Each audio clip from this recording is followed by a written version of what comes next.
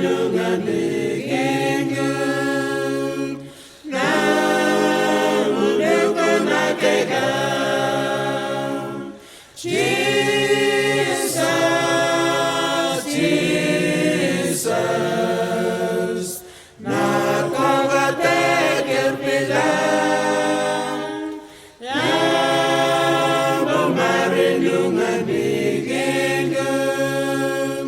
namundukan akekan nung espiritu ng kakanin nakikintandog mula tayo kita'y kinungabi pagkato